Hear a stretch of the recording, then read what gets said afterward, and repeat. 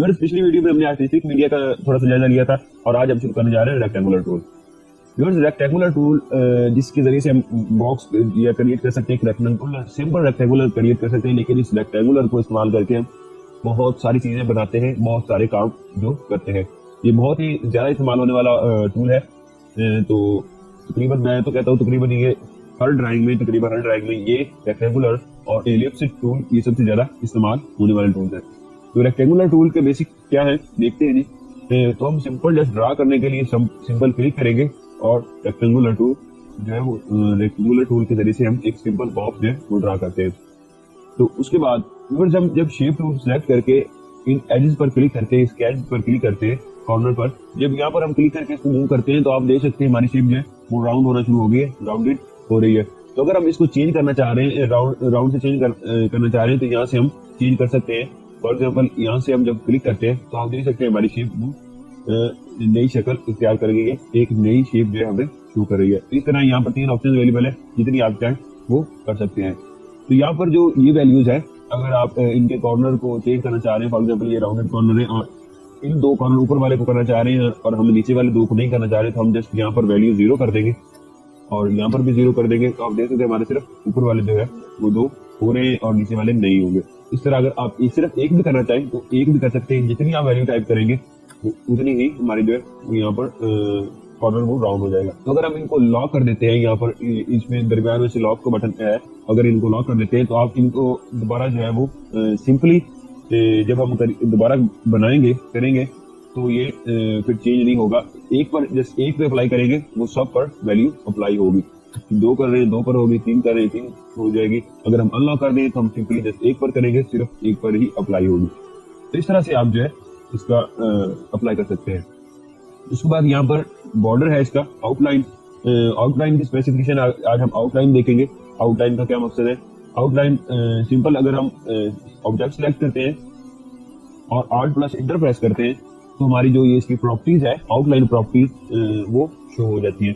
और यहाँ पर दूसरी कलर की प्रॉपर्टीज भी अवेलेबल है यहाँ पर, तो क्योंकि ये हम बाद में डिस्कस करने वाले, तो आज हम सिर्फ ये आउटलाइन प्रॉपर्टीज ही डिस्कस करेंगे।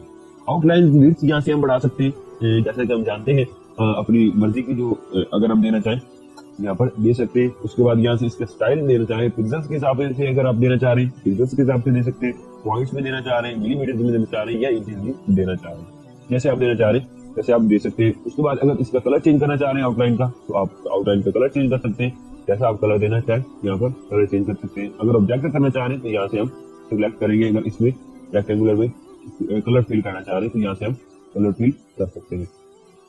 तो उसके बाद हम कलर अगर इसमें से डिलीट करना चाह रहे हैं, जैसे इस बटन का इस्तेमाल करेंगे तो हमारा ऑब्जेक्ट में भी कलर डिलीट हो जाएगा। और आउटलाइन का अगर हम स्टाइल बॉर्डर चेंज करना चाह रहे हैं तो यहाँ से मुख्तलिफ स्टाइल अवेलेबल है, यहाँ से हम जो भी अप्लाई करना चाहें कर सकते हैं। मजीद हम कस्टम स्टाइल बना सकते हैं, यहाँ से जितनी आप करना चाहें आप ऐड पर क्लिक करेंगे, यहाँ से अप्लाई करके ऐड पर क्लिक करेंगे हमारा वो बॉर्डर ऐड हो जाएगा। तो उसके बाद यहाँ से 3 ऑप्शन अवेलेबल है यहाँ पर, और फिर यहाँ पर 3 और हैं और 3 यानी कि टोटल 9 ऑप्शन अवेलेबल है। इनका व्यूअर्स क्या मकसद है?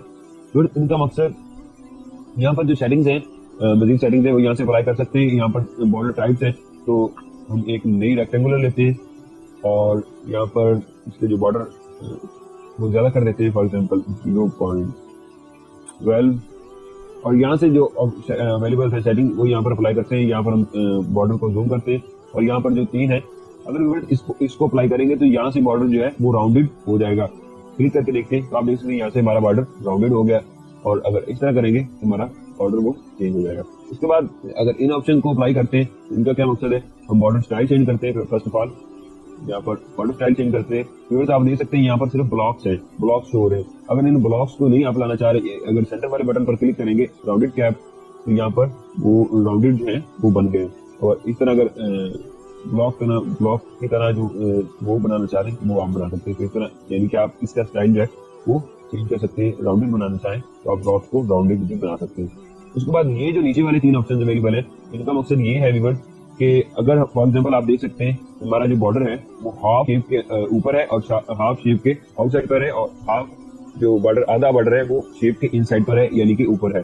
तो अगर इनकी सेटिंग्स हम चेंज करेंगे तो फॉर एग्जांपल हम आउटसाइड पर रखना चाह रहे हैं तो हम आउटसाइड पर रख सकते हैं। अगर कंप्लीटली बॉर्डर शेप के इन होना चाहिए, अंदर होना चाहिए, शेप वाले एरिया में होना चाहिए, तो हम टोटली शेप वाले एरिया में रख सकते हैं। तो यहाँ से आप जो है वो टाइप सिलेक्ट कर सकते हैं जैसी आप चाहें आप अपनी मर्जी से। तो ये बॉर्डर इस तरह आप स्टाइल जो है वो चेंज कर सकते हैं। तो ये हमारी शेप है जी। राइट क्लिक करके हमने इसकी आउटलाइन जो है वो खत्म कर दिया। उसके बाद कन्वर्ट टू कर्व्स करना चाह रहे हैं तो जैसे कि हम पहले भी जानते हैं, या तो कंट्रोल प्लस क्यू का बटन इस्तेमाल करेंगे, या तो कंट्रोल प्लस क्यू इस्तेमाल करेंगे, या फिर इस बटन का इस्तेमाल करके हम उसको कर्व पर जो है वो कर सकते हैं। यहाँ से अपनी मर्जी से जो है अपने इसकी शेप जो स्टाइल है वो बना सकते हैं। खैर उसके बाद जो नेक्स्ट टूल है वो 3 पॉइंट रेक्टेंगुलर है। अगर 3 पॉइंट रेक्टेंगुलर का क्या मकसद है, यहाँ पर एक सिंपल ऑब्जेक्ट किया, अब 3 पॉइंट रेक्टेंगुलर बनाएंगे। 3 पॉइंट रेक्टेंगुलर का मकसद हम इसके जरिए से हम सिंपल जो है वो बना सकते हैं। फॉर एग्जाम्पल यहाँ से हम लाइन एक क्रिएट करते हैं और यहाँ से फिर हमारा ऑब्जेक्ट है बनना शुरू हो जाएगा। यहाँ से हम दोबारा बनाते हैं,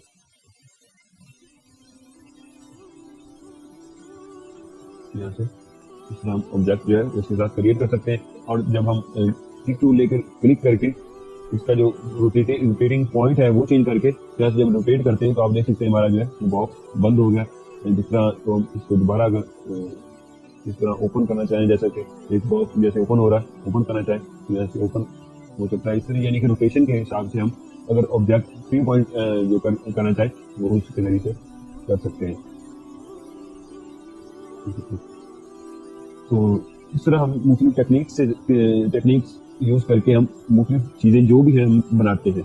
तो उनको डिलीट करते हैं। ये हमारा रेक्टेंगुलर टूल था और इसके मेरे ख्याल में इसमें कोई चीज नहीं डिस्कस करने वाली।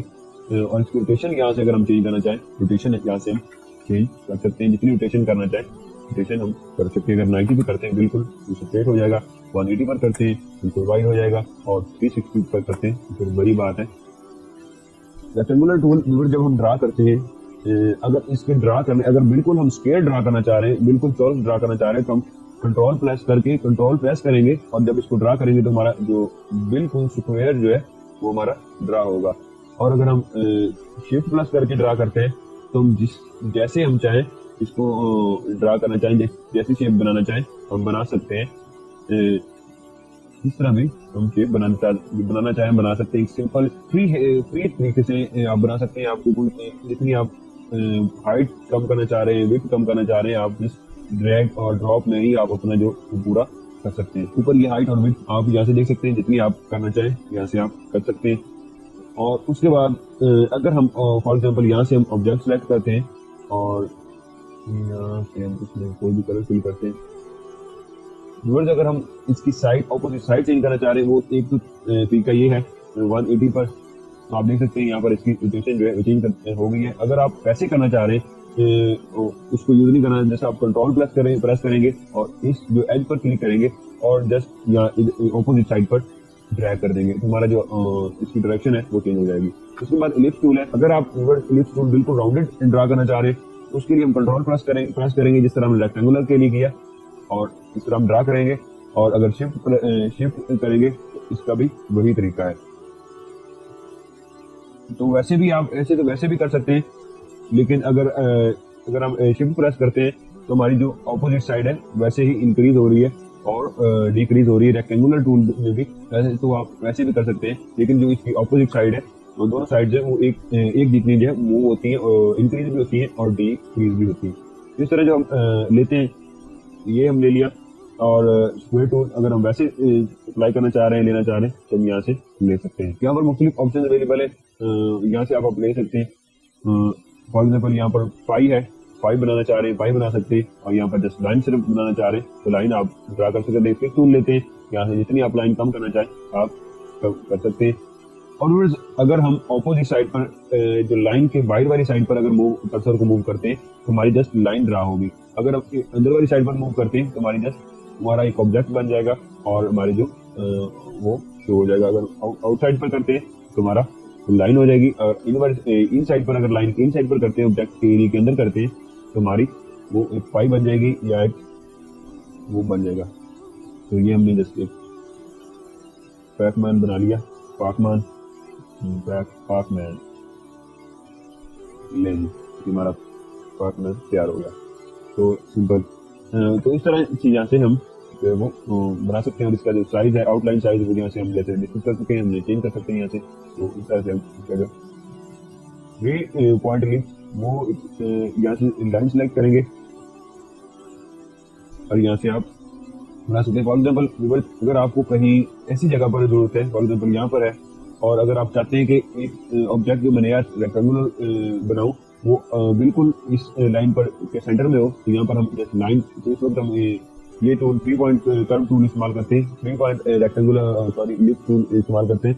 तो यहाँ से हम यहाँ पर एक लाइन लगाएंगे और जस्ट हम ड्रैग करते जाएंगे और यहाँ पर हमारा जो है वो बन जाएगा 3 पॉइंट एलिप्स के जरिए से। इस तरह आप एक लाइन लगाकर, जैसे कि हमने रेक्टेंगुलर 3 पॉइंट रेक्टेंगुलर हम इस्तेमाल करते हैं, इस तरह हम ये भी इस्तेमाल करते हैं।